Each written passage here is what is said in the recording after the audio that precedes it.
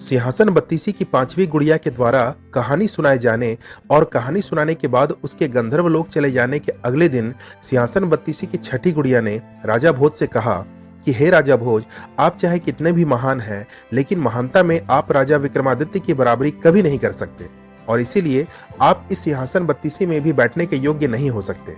आज मैं भी राजा विक्रमादित्य की महानता को प्रदर्शित करने हेतु आपको एक कहानी सुनाती हूँ। आप ध्यान से सुनिएगा।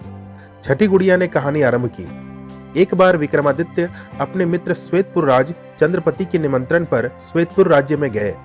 एक दिन वे राजघराने में बैठे थे कि अचानक एक कैदी ने आकर कहा, महाराज, मुझे अब रिहा कर दीजिए। विक्रम के प्रश्न के उत्तर में कैदी ने कहा, यदि मैं अपने पिता की अंतिम इच्छा के अनुसार 16 वर्ष के भीतर अपनी पुत्री का विवाह नहीं करूंगा तो मुझे पदच्युत कर दिया जाएगा। यदि विवाह करूंगा तो मेरा दामाद राजा बनेगा, लेकिन दुष्ट चंद्रपति ने मुझे कैद कर लिया है और राजा बन गया है और मेरी बेटी का विवाह नहीं हो रहा है। कैदी की बात सुनकर विक्रम ने चंद्रपति से कैदी को रिहा करने का अनुरोध किया। इसके बजाय चंद्रपति ने विक्रम को अपमानित किया और कैद कर लिया। बेताल की सहायता से विक्रम किसी तरह मुक्त हो गया। विक्रमादित्य जेल से मुक्त होकर महल की ओर जाते हैं।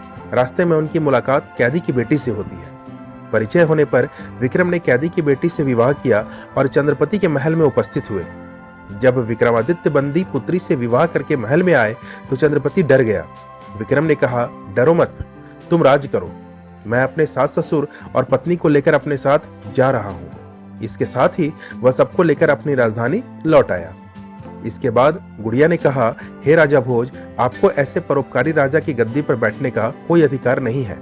यह कहकर वो गुड़िया भी उड़ गई और गंधर्व लोक चली गई।